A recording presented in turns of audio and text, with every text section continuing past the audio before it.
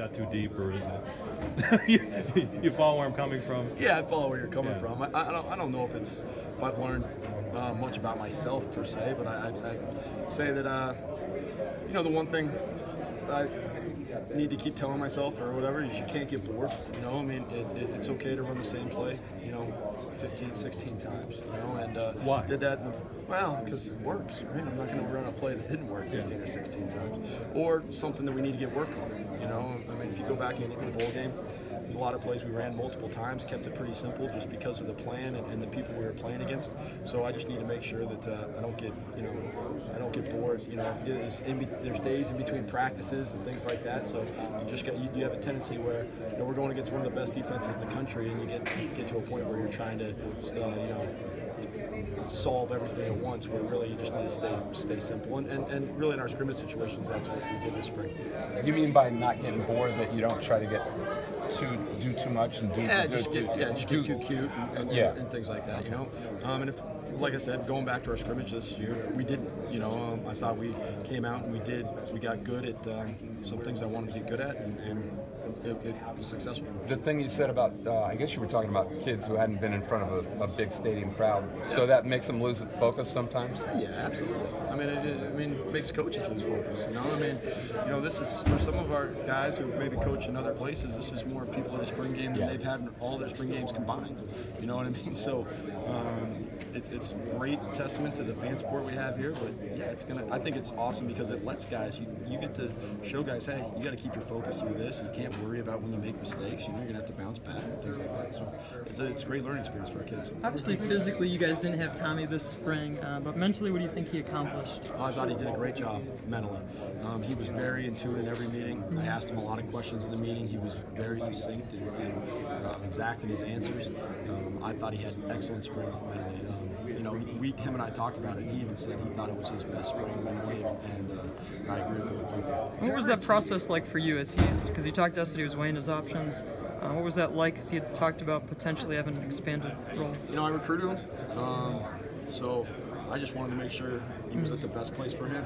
And I told him that. And I said, for me, you go look at Cliff Kingsbury and some of those guys. He gets a lot of credit for Baker Mayfield when he leaves and has success. He still gets credit for that, right? And for me, I just wanted him in the best possible place. I just happened to believe it was Penn State, But I told him from the very beginning that I'd be honest with him and his family and his coaches. I think I was. I told him the good, the bad, about a lot of different places, and ultimately, I think he made the best decision. So Mac, throughout the spring, KJ Hamler was the name that was really popping up as the buzz of the spring. It was Mac today, 2 touchdown catches. What did you see out of him, and was this an expectation for you to have him daily? This is kind of who Mac is. Mac's kind of a gamer, He happens to make plays in big spots. You can kind of see it in his eyes, especially after that first series. I could kind of tell that he was pretty focused and locked in. He was doing everything exact, and when he does that, he's hard to deal with because he's very talented. So, I was excited with the way he approached. Really from the first series on, and I thought he had a great day today. Him and Cam. Yeah, I thought overall he's had good progress. I think he needs to continue to focus on his route running and making contested catches like all young guys. And then he's got to get stronger, obviously. But that's, maybe a factor of age as much as anything else. But, his route running will come. I think he's starting to understand the offense and where he needs to be and when he needs to be there, and that's critical. Do those young guys help you ward off that boredom maybe, where you're seeing them progress and maybe trying to figure out where they fit in the grand scheme of things as you learn more and more?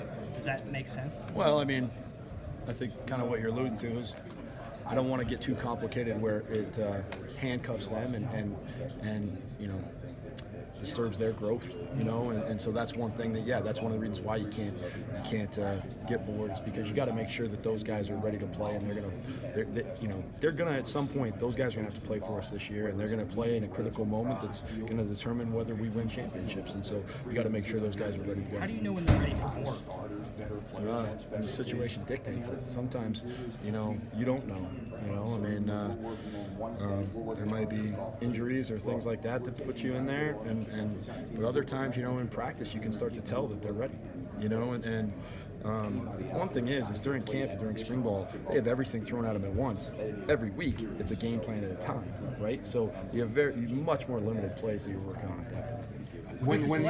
Go ahead. We've seen the team play Will and Ryan and flip-flop either right or left, left or right. Is there a preference there? Is there a battle there? What's the is there a preference of who plays what position for you?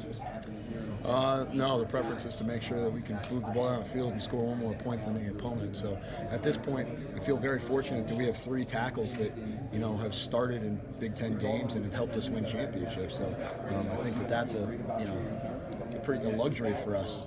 So I'm really happy with the development of the offensive line in general, but especially at the tackle position. Hippenheimer wanted to play baseball when he was recruited, right? And what was your input on that? It's pretty unusual these days to even allow a kid to play another sport. Everyone's so specialized. Yeah. I mean, we knew that he wanted to do that. We also knew that it needed to be his focus. Football needed to be his focus. Yeah. But obviously, he could play baseball if everything worked out. He worked really hard in the classroom to allow himself to do that. He got the grades that he needed to do to make us feel satisfied that he could take on that responsibility.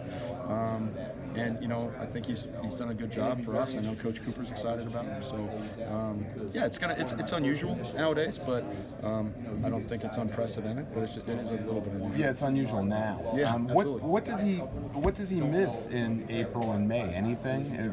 The end of April and May when he'll be playing baseball? Not much. Well, not much, right? No, it's just a matter of whether he can handle all the load and all the demands. Yeah, he just doesn't get as much of a break.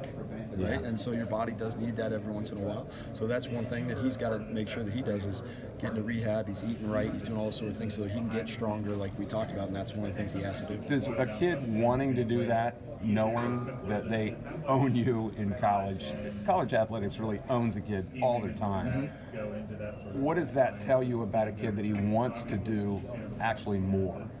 Because he wants to do more. He doesn't get any more. Yeah, he wants to do more. I think part of it is he wants to play more games, right? In football, you don't have as many games. In baseball, you get to play games. And so it's one of those things where it's like, man, if you watch today, he likes being out there in the bright lights. He's good at that stuff.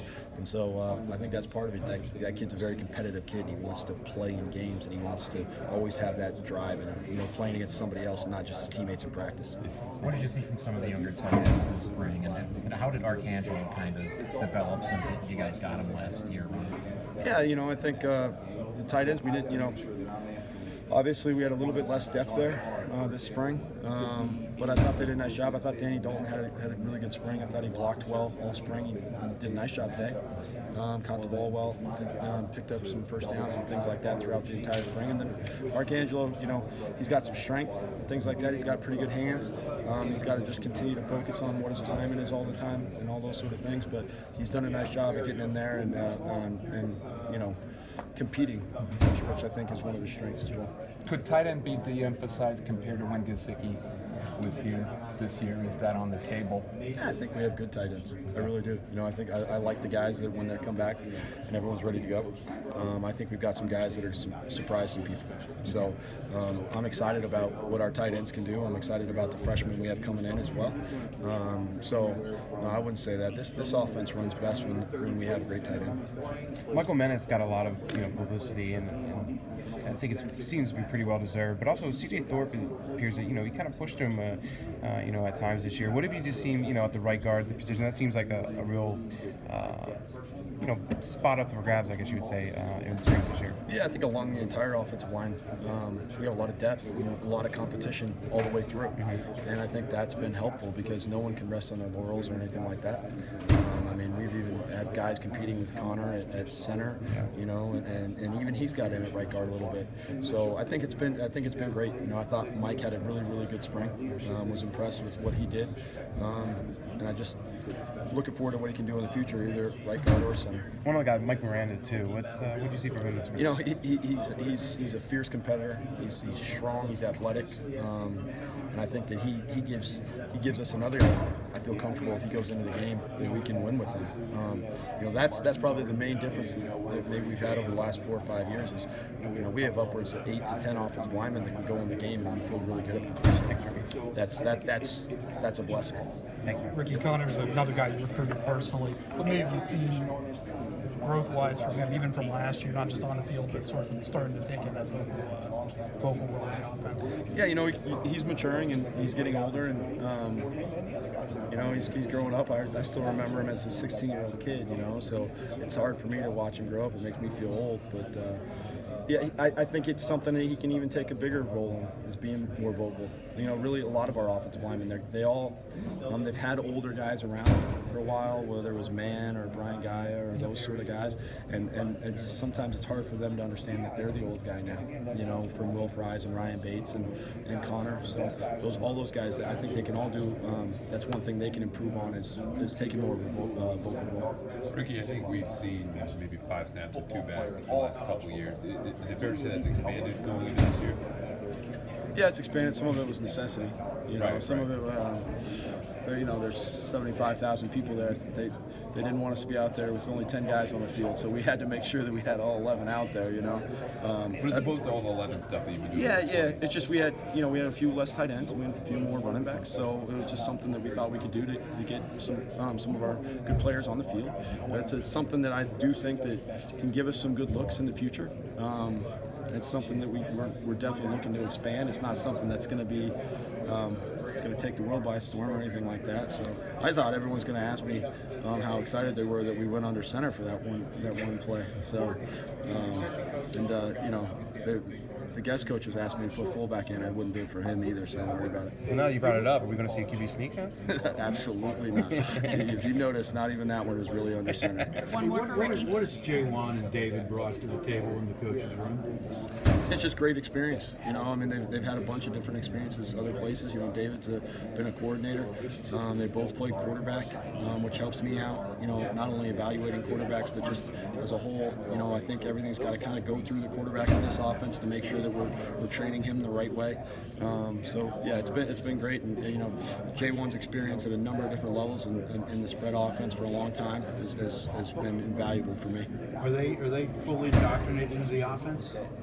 Well, I think it takes a while to get fully indoctrinated. You know, you got to go through the whole game planning process first.